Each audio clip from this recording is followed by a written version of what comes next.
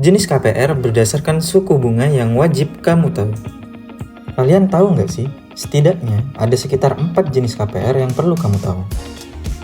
Dalam pembahasan kedua ini, sebelum memutuskan mengambil KPR, alangkah bijaknya bila kamu membandingkan terlebih dahulu jenis KPR yang memungkinkan mampu kamu ambil. 1.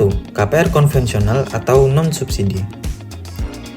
Jenis KPR ini adalah jenis produk kredit perumahan dari suatu bank tanpa adanya campur tangan dari pemerintah, di mana dalam persyaratan dan ketentuannya sudah disepakati oleh bank dan pihak peminjam, termasuk di dalamnya terkait masa kredit serta persentase pembayaran dan suku bunga.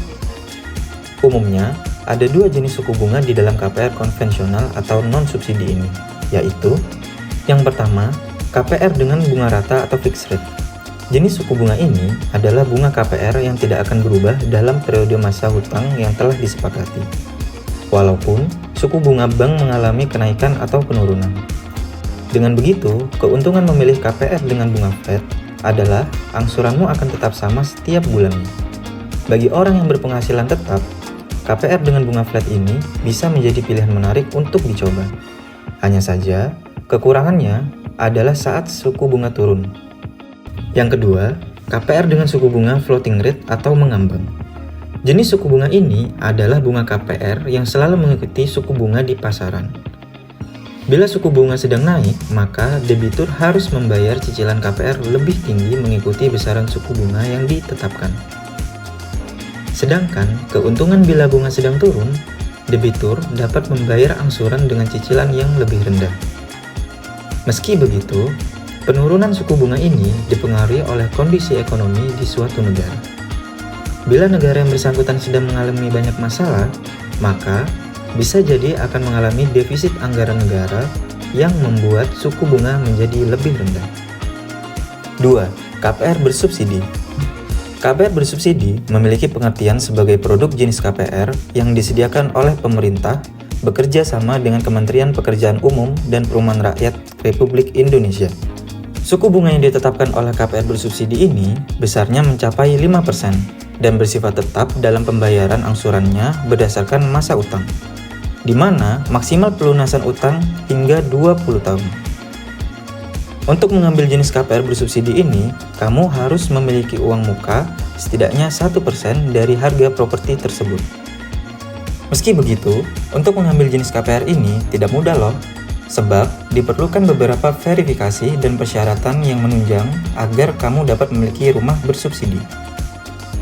Pasalnya, rumah ini diperuntukkan bagi mereka yang berpenghasilan rendah. Beberapa kelebihan dari mengambil rumah dengan KPR bersubsidi, yaitu harga terjangkau. Lahan berada di daerah yang berpotensi mengalami perkembangan. Rumah ready stock artinya sudah ada dan siap huni. Sementara itu, bila dilihat dari kekurangan mengambil KPR bersubsidi adalah akses sulit dijangkau, relatif jauh dari pusat kota, kualitas bangunan tidak cukup baik untuk digunakan dalam waktu yang lama, spesifikasi bangunan yang ditawarkan terbatas. 3. KPR syariah. KPR syariah ini sebenarnya tidak jauh berbeda dengan KPR non-subsidi. Perbedaannya ada pada penggunaan syariat Islam, di mana transaksinya menggunakan akad murabah jual beli atau akad musyarakah mutanakisoh atau sewa. 4. KPR in-house. KPR jenis ini adalah KPR yang disediakan oleh pengembang sehingga segala bentuk transaksi merujuk pada kesepakatan antara pengembang dan calon pembeli. Nantinya, rumah akan diserahkan oleh pengembang apabila total pembayaran telah mencapai lebih dari 80% dan akan disahkan pula oleh notaris dalam akta perjanjian jual beli atau PJB.